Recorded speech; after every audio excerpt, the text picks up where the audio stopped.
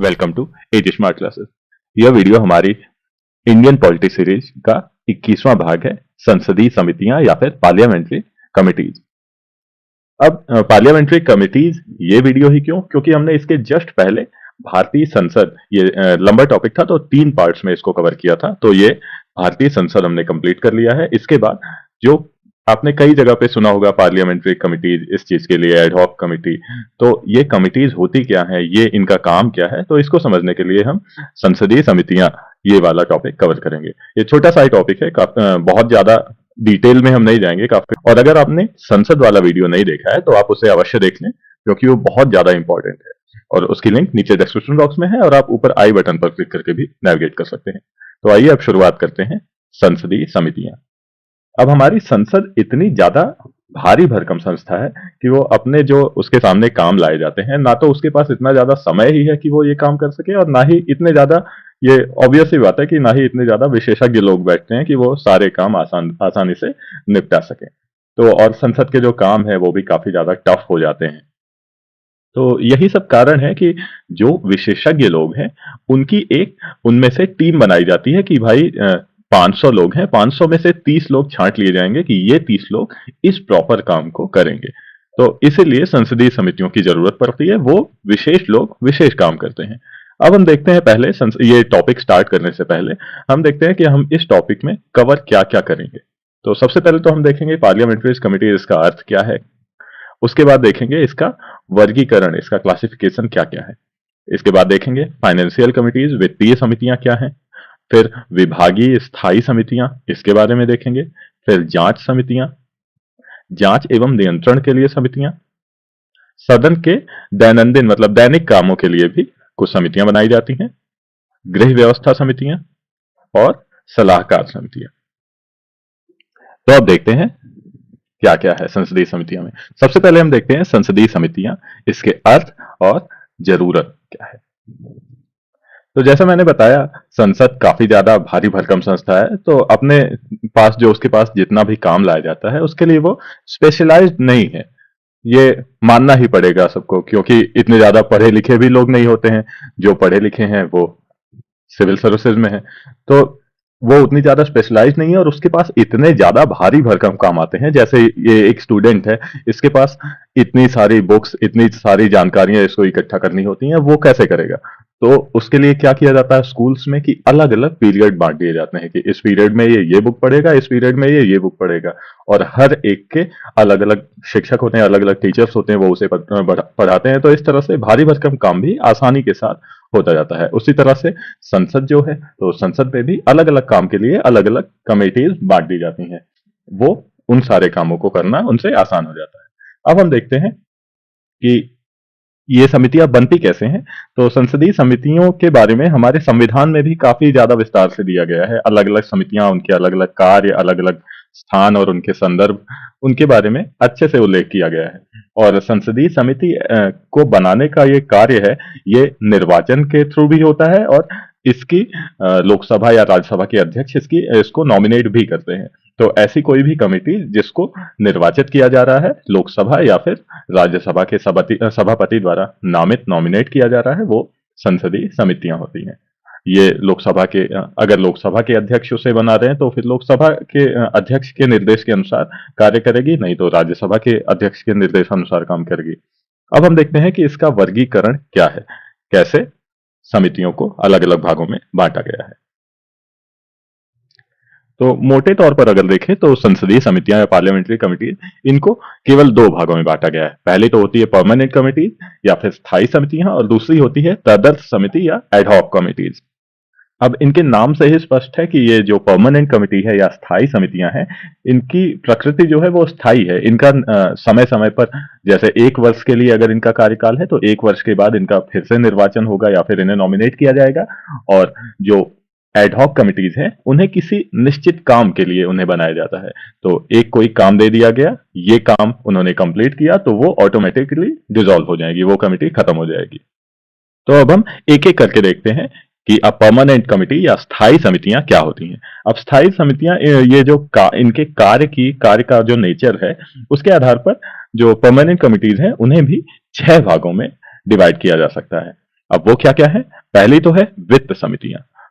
अब वित्त समितियों को भी कुछ अलग अलग भागों में बांटा जा सकता है, जैसे लोक लेखा समिति, प्राक्कलन समिति और सार्वजनिक उद्यम समिति या फिर सार्वजनिक उद्यमों के लिए गठित समिति। इसके बाद दूसरा नंबर है परमानेंट कमिटीज का, स्थायी समितियों का, विभागीय स्थायी समितियां। मतलब ये डिपार्टमेंटल, किसी भी डिपार्टमेंट के अंडर में ये कमिटीज काम करती हैं। तीसरा है जांच के लिए गठित समितियां या फिर जांच समितियां। इसके अंतर्गत भी तीन अलग अलग समितियां हैं। पहला तो याचिका अथवा आवेदन के लिए गठित समिति या फिर याचिका समिति। दूसरा है विशेषाधिकार समिति, जो मैंने बताया था संसद वाले में कि सांसदों को विशेषाधिकार दिए जाते हैं। तीसरा है आचार समिति। इसके बाद अगला चौथा टाइप है परीक्षण एवं नियंत्रण के लिए गठित समितियां। अब इसमें क्या क्या है? सरकारी आश्वासन समिति और अधीनस्थ विधायन समिति, फिर विचारार्थ प्रस्तुत विषयों के लिए गठित समिति, अनुसूचित जाति तथा अनुसूचित जनजाति के कल्याण के लिए समिति, स्त्री सशक्तिकरण समिति और लाभ के पदों के लिए गठित संयुक्त समिति। इसके बाद अगला पांचवी क्या है? सदन के लिए दैनंदिन कार्यों से संबंधित समितियां। जो सदन के अंदर दैनिक काम जो होते हैं उनसे संबंधित भी कुछ समितियां हैं, वो चार टाइप की हैं। कौन कौन सी? कार्य सलाहकार समिति, सदस्यों के निजी विधेयकों एवं संकल्पों के लिए भी एक समिति गठित की जाती है। फिर विनियमन समिति और चौथा सदन की बैठकों से सदस्यों की अनुपस्थिति के लिए गठित समिति। इसके बाद छठवां जो परमानेंट कमेटी है वो है सदन समितियां अथवा सेवा समितियां या फिर सदस्यों को सुविधाएं अथवा सेवाएं प्रदान करने वाले प्रावधानों से संबंधित समितियां। अब इसमें भी चार टाइप हैं: सामान्य प्रयोजन समिति, सदन समिति, पुस्तकालय समिति और सदस्यों के वेतन भत्तों के लिए संयुक्त समिति। अब देखते हैं हम आगे तदर्थ समितियां। अब तदर्थ समितियां क्या हैं? ये जैसा मैंने बताया कि कुछ निश्चित काम होगा, उसको काम के लिए, उस काम करने के लिए समिति बनाई जाएगी। उसका कार्यकाल फिक्स नहीं होता है। ये जैसे ही कार्य खत्म होता है ये ऑटोमेटिकली डिसॉल्व हो जाती है और इसका कार्यकाल खत्म हो जाता है। तो तदर्थ समितियां भी दो टाइप की होती हैं, एक तो जांच समिति और दूसरी होती है सलाहकार समिति। और ये जो जांच समिति है इसका गठन भी समय समय पर किया जाता है।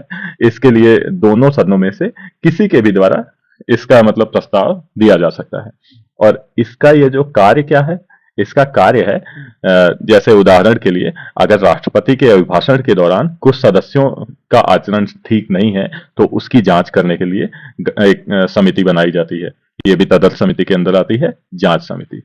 और पंचवर्षीय योजना के प्रारूप के लिए कोई समिति गठित की जाती है। रेल सभा के लिए समिति जारी की जाती है। संसद के सदस्यों का जो स्थानीय क्षेत्र विकास योजना एमपी लैट्स जो है, इसकी जांच के लिए भी समिति गठित की जाती है। जैसे बोफोर्स वाला जो घोटाला हुआ था उसकी जांच के लिए संयुक्त समिति हुई। फिर उर्वरक मूल्य निर्धारण के लिए समिति हुई। ये राजभाषा समिति है। तो ये जो समितियां हैं ये किसी निश्चित मामले की जांच के लिए इनका गठन किया जाता है। इसके बाद है सलाहकार समितियां। तो सलाहकार समितियां जो भी मान लीजिए कोई विधेयक किसी सांसद ने प्रस्तुत किया है तो उस विधेयक के लिए कुछ जांच करनी है या फिर उसमें विचार करके अपना प्रतिवेदन देना है, तो ये समितियां मतलब सलाहकार समितियां उस समय गठित की जाती हैं। और ये समितियां जो अलग एडहॉक कमिटीज हैं उनसे इस तरह से भिन्न होती हैं कि ये केवल एक विधेयक से ही संबंधित होती हैं और इनके द्वारा जो भी कार्य पद्धति अपनाई जाती है वे कार्य पद्धति के नियमों तथा लोकसभा के अध्यक्ष या फिर राज्यसभा के सभापति के निर्देशों में ही इनका उल्लेख किया रहता है। तो अब जैसे विधेयक के ही लिए इसे बनाया जाता है, तो जब कोई विधेयक सदन में लाया जाएगा तो उस विधेयक को सदन सामान्य चर्चा के टाइम पे वो अपनी प्रवर समिति को या सलाहकार समिति को वो विधेयक ट्रांसफर कर देगा कि आप इस पर चर्चा करिए। अब वो कमेटी क्या करेगी? जैसे आप ये फोटो देख रहे हैं कि इतने लोग बैठे हैं, ये विशेषज्ञ हैं उस मामले के, तो ये इस पर चर्चा करेंगे और उसके बाद अपने जैसे 30 मेंबर्स हैं अगर, तो 30 मेंबर्स में से बहुमत निकालेंगे कि ये काम होना चाहिए, ये नहीं होना चाहिए। उसके बाद फिर ये अपनी रिपोर्ट सबमिट कर देंगे लोकसभा के पास में। तो ये काम होता है सलाहकार समिति का। अब हम आगे चलते हैं नेक्स्ट, वित्तीय समितियां। अब वित्तीय समितियों में सबसे पहले हम देखेंगे लोक लेखा समिति या पब्लिक अकाउंट्स कमेटी। अब पब्लिक अकाउंट्स कमेटी में इस समिति का जो गठन था वो सबसे पहले भारत सरकार अधिनियम 1919 के अंतर्गत पहली बार 1921 में किया गया था और तभी से ये पब्लिक अकाउंट्स कमेटी अस्तित्व में है। और वर्तमान में इसमें टोटल 22 सदस्य हैं, 15 लोकसभा के और 7 राज्यसभा के। जैसा कि ये परमानेंट कमेटी है तो प्रति वर्ष संसद द्वारा इसके सदस्यों का चुनाव किया जाता है। वो चुनाव भी वैसे ही होता है जैसे राज्यसभा का चुनाव और राष्ट्रपति का चुनाव, मतलब एकल हस्तांतरणीय मत द्वारा समानुपातिक प्रतिनिधित्व वाली प्रणाली से इनका चुनाव किया जाता है और इनका कार्यकाल 1 वर्ष के लिए होता है। यहाँ ध्यान देने वाली बात है कि इस समिति में जो भी सदस्य हैं वो सदस्य कोई भी मंत्री नहीं हो सकते, मतलब मंत्री का निर्वाचन इस समिति में नहीं हो सकता। और समिति के अध्यक्ष की जो नियुक्ति है वो नियुक्ति लोकसभा के अध्यक्ष द्वारा लोकसभा के सदस्यों के बीच में से ही की जाती है। 1967 से एक परंपरा चली आ रही है कि जो इस लोक लेखा समिति का अध्यक्ष होगा वो विपक्षी दल से ही चुना जाएगा। अब इस लोक लेखा समिति का मतलब मेन कार्य क्या है? ये कार्य है जो नियंत्रक और महालेखा परीक्षक है, controller and auditor general of India, इसके एनुअल वार्षिक प्रतिवेदन जो होते हैं उनकी जांच करना। और ये जांच सबसे मतलब जो सीएजी है वो अपने प्रतिवेदन किसको सौंपता है? संसद को सौंपता है और राष्ट्रपति को सौंपता है और राष्ट्रपति ही इसे संसद में प्रस्तुत किया जाता है करता है। और हमारा जो सीएजी है, कंट्रोलर एंड ऑडिटर जनरल, ये राष्ट्रपति को 3 प्रकार के प्रतिवेदन सौंपता है। वो कौन कौन से हैं? विनियोग लेखा पर लेखा परीक्षा प्रतिवेदन, वित्त लेखा पर लेखा परीक्षा प्रतिवेदन तथा सार्वजनिक उद्यमों पर लेखा परीक्षा प्रतिवेदन। अब ये जो लोक लेखा समिति है ये सार्वजनिक व्यय में जो टेक्निकल अनियमितता होती है उनकी जांच केवल कानूनी और औपचारिक रूप से ही नहीं करती बल्कि अर्थव्यवस्था को ध्यान में रखने के अतिरिक्त समझदारी, विवेक और उपयुक्तता के दृष्टिकोण से भी ये जांच करती है ताकि जो अपव्यय है, क्षति है, करप्शन है या अक्षमता है या निरर्थक खर्च हो रहे हैं उनके मामले सामने लाए जा सके। अब जैसे लोक लेखा समिति, ये काम तो इसका बहुत अच्छा है लेकिन इसमें भी कुछ सीमाएं लगा दी जाती हैं। जैसे ये जो मतलब नीतिगत प्रश्न है उनसे व्यावहारिक तौर पे ये अलग ही है और ये जो अकाउंट्स हैं उनके एक तरह से देखा जाए तो इनका केवल पोस्टमार्टम करती है, मतलब जो काम किए जा चुके हैं वो उनका ही परीक्षण करती है क्योंकि खर्च तो तब तक कर दिया गया है। और ये जो इनकी जो परामर्श है इनके द्वारा दिए गए ये भी मंत्रालय पर बाध्यकारी नहीं होते हैं। मंत्रालय चाहे तो इनकी बात माने या फिर चाहे तो नहीं माने। ये जो भी डिपार्टमेंट्स हैं उनके खर्चों पर रोक नहीं लगा सकती, इसकी पावर इस कमेटी में नहीं है। तो अब हम आगे चलते हैं, नेक्स्ट देखते हैं प्राक्कलन समिति या एस्टिमेट्स कमिटी। अब इस समिति का गठन जो है वो 1921 में जो स्थापित की गई थी स्थायी वित्तीय समिति उसमें देखा जा सकता है और स्वतंत्रता के बाद पहली बार जॉन मथाई की सिफारिश पर 1950 में पहली प्राक्कलन समिति का गठन किया गया था। जॉन मथाई कौन थे? जॉन मथाई उस समय के हमारे वित्त मंत्री थे। तो मूलतः मतलब शुरुआत में इसमें केवल 25 सदस्य थे लेकिन 1956 में इसकी जो सदस्य संख्या है उसको बढ़ा करके 30 कर दिया गया था। ये 30 के 30 सदस्य लोकसभा के ही होते हैं। इस समिति में राज्यसभा का कोई भी प्रतिनिधित्व नहीं होता है। इसके सदस्यों का चुनाव हर वर्ष लोकसभा में से ही इसके सदस्यों द्वारा किया जाता है और इसमें भी वही सेम समानुपातिक प्रतिनिधित्व का सिद्धांत और एकल हस्तांतरणीय मत के माध्यम से इसका चुनाव किया जाता है। इसका भी सदस्य कोई मंत्री नहीं हो सकता है और जो समिति का अध्यक्ष है उसकी नियुक्ति लोकसभा के अध्यक्ष द्वारा ही की जाती है। अब समिति का मुख्य कार्य देखें तो समिति का कार्य है बजट में सम्मिलित जो एस्टिमेट्स हैं, प्राक्कलन है, उनकी जांच करना और सार्वजनिक जो पब्लिक एक्सपेंडिचर है उसमें किफायत के लिए सुझाव देना। इसलिए इसे सतत किफायत समिति के रूप में भी वर्णित किया जा सकता है। अगर हम विस्तार में इसके कार्य देखें तो ये देखता है कि प्रशासन में कार्य कुशलता और किफायत लाने के लिए क्या क्या वैकल्पिक नीतियां हो सकती हैं उनके बारे में सुझाव देता है। ये जांच करता है कि एस्टिमेट्स में जो भी नीति बनाई गई है उसी के अनुसार ही जो राशि है उसका प्रावधान किया गया है या फिर नहीं। अब हम इसके बारे में बहुत विस्तार से नहीं देखेंगे, बस इतना देखते हैं कि इसकी मतलब भूमिका में भी जो सीमाएं हैं वो क्या क्या सीमाएं हैं। जैसे इसकी भी जो परामर्श है इसके वो भी बाध्यकारी नहीं होते हैं। ये भी संसद जो नीतियां बना चुका है उस पर प्रश्न नहीं कर सकती है और ये जो भी बजट और प्राक्कलन है उनकी जांच तभी कर सकती है जब इसके लिए संसद में मतदान हो चुका हो। मतलब ये भी एक तरह से केवल पोस्टमार्टम ही करती है और कुछ नहीं कर सकती है।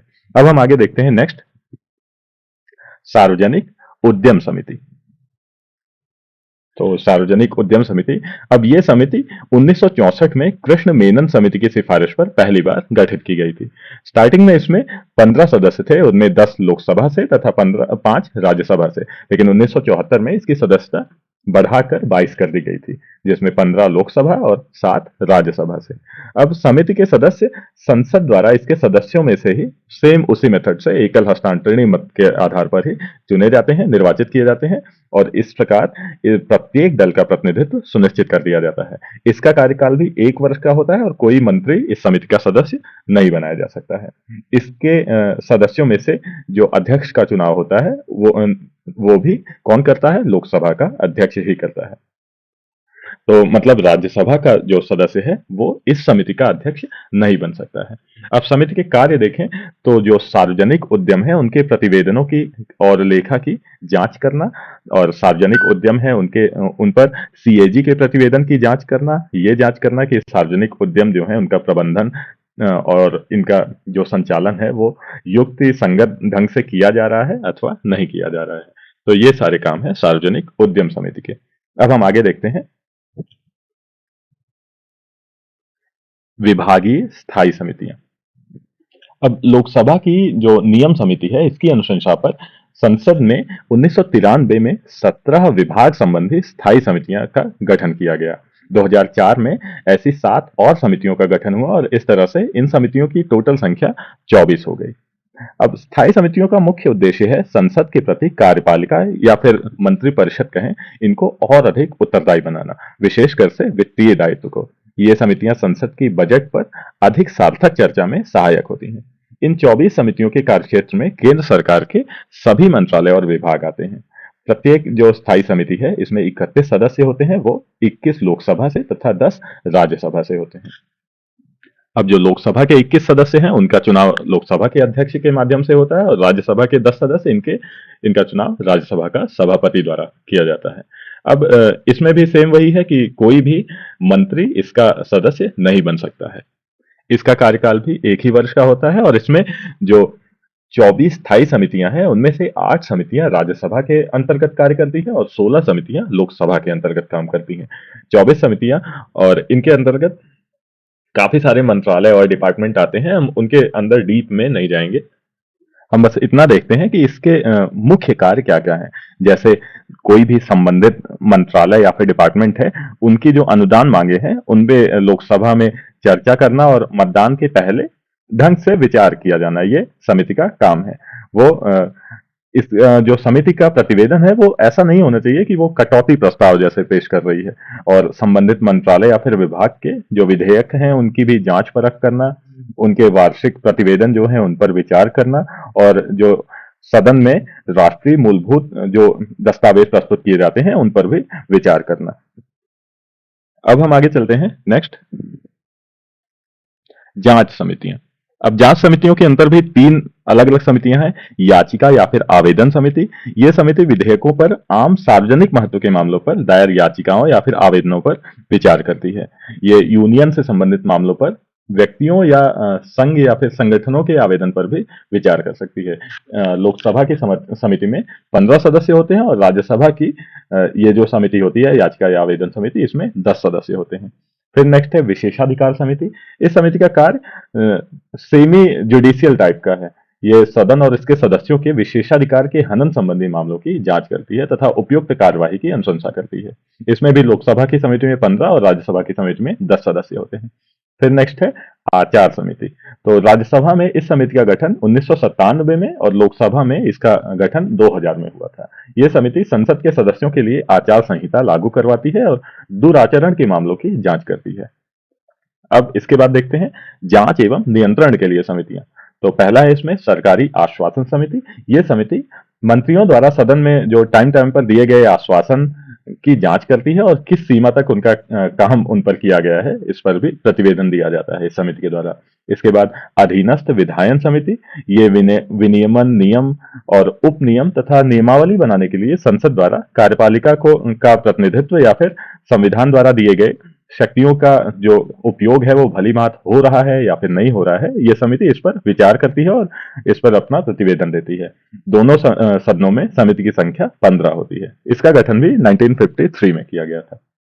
इसके बाद सदन के पटल पर इंट्रोड्यूस होने वाले दस्तावेजों की समिति। तो ये समिति 1975 में गठित की गई थी और लोकसभा की समिति में 15 सदस्य और राज्यसभा की समिति में 10 सदस्य होते हैं। ये समिति का काम सिंपल सा है कि जो भी सदन के पटल पर रखे गए दस्तावेज हैं उनका अध्ययन करती है और देखती है कि ये संविधान के प्रावधान, अधिनियम या फिर नियम के अनुरूप है या फिर नहीं है। इसके बाद है अनुसूचित जाति तथा जनजाति कल्याण समिति। इस समिति के 30 सदस्य होते हैं, 20 लोकसभा से तथा 10 राज्यसभा से। इसके काम है अनुसूचित जाति राष्ट्रीय आयोग और अनुसूचित जनजाति राष्ट्रीय आयोग के प्रतिवेदनों पर विचार करना और अनुसूचित जाति तथा अनुसूचित जनजाति के कल्याण से संबंधित सभी मामलों की जांच करना, जैसे संवैधानिक, वैधानिक सुरक्षा तथा कल्याण कार्यक्रमों का संचालन। इसके बाद है महिला सशक्तिकरण समिति। इस समिति का गठन 1997 में हुआ था और इसमें टोटल 30 सदस्य होते हैं, 20 लोकसभा से और 10 राज्यसभा से। ये राष्ट्रीय महिला आयोग के प्रतिवेदनों पर विचार करती है और केंद्र सरकार द्वारा महिलाओं की स्थिति, गरिमा तथा सभी क्षेत्रों में समानता के लिए क्या कदम उठाए जा रहे हैं इसकी जांच करती है। इसके बाद है लाभ के पदों पर संयुक्त समिति। ये समिति विभिन्न तरह की समितियों और सिस्टम्स के गठन तथा उनके नेचर की जांच करती है, जिनका गठन केंद्र, राज्य या फिर यूनियन टेरिटरीज की सरकारों द्वारा किया गया है और जो लोग भी इसमें पद धारण करते हैं उनके बारे में अनुशंसा करती है कि उन्हें संसद के सदस्य के रूप में निर्वाचन के लिए अयोग्य ठहराया जाए अथवा नहीं। इस समिति में भी 15 सदस्य होते हैं, 10 लोकसभा से और 5 राज्यसभा से। अब आगे देखते हैं नेक्स्ट, सदन के दैनंदिन या दैनिक कामकाज से संबंधित समितियां। पहली तो है कार्य सलाहकार समिति। यह समिति सदन के कार्यक्रम तथा टाइम टेबल को नियमित रखती है। यह सदन के सामने सरकार द्वारा लाए गए विधायी तथा अन्य कामों पर चर्चा के लिए समय का निर्धारण करती है। लोकसभा की समिति में 15 सदस्य होते हैं तथा लोकसभा अध्यक्ष इसके अध्यक्ष मतलब लोकसभा के जो अध्यक्ष हैं वही इसके अध्यक्ष होते हैं और राज्यसभा की जो समिति है उसमें 10 सदस्य होते हैं तथा इसके भी अध्यक्ष उसके सभापति होते हैं, पदेन अध्यक्ष।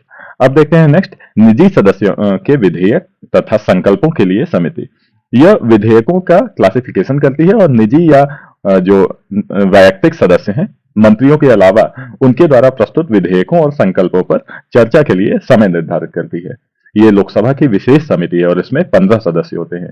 इसके अध्यक्ष उप लोकसभा अध्यक्ष होते हैं और राज्यसभा में ऐसी कोई भी समिति नहीं होती है। अब देखते हैं नेक्स्ट, नियम समिति।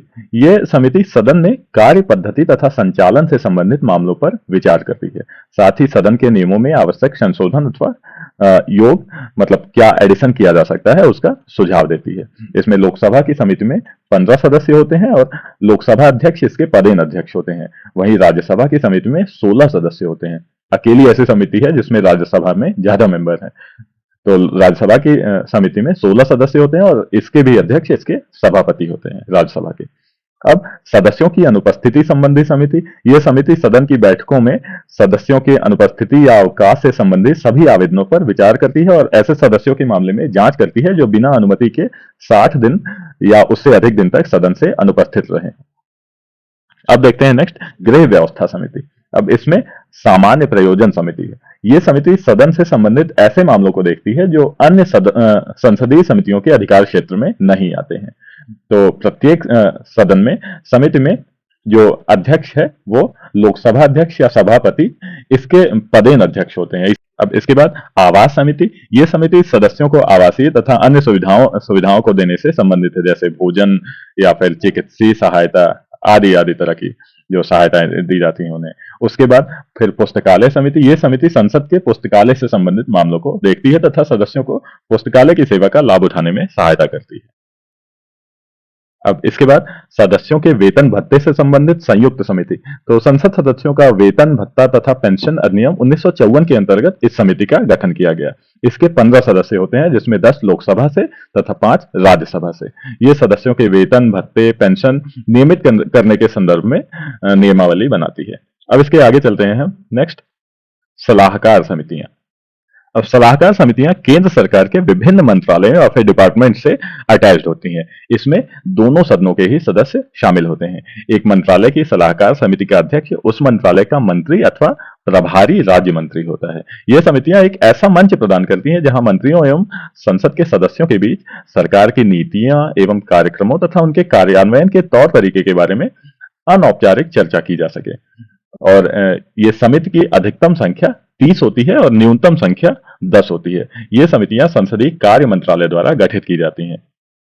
इन समितियों का गठन जनरली लोकसभा के चुनाव के बाद नई लोकसभा के गठन के बाद होता है। तो दूसरे शब्दों में कहें तो ये समितियां लोकसभा के भंग होने के साथ ही स्वतः ही भंग हो जाती हैं और पुनः नई लोकसभा के गठन के पश्चात इनका गठन किया जाता है।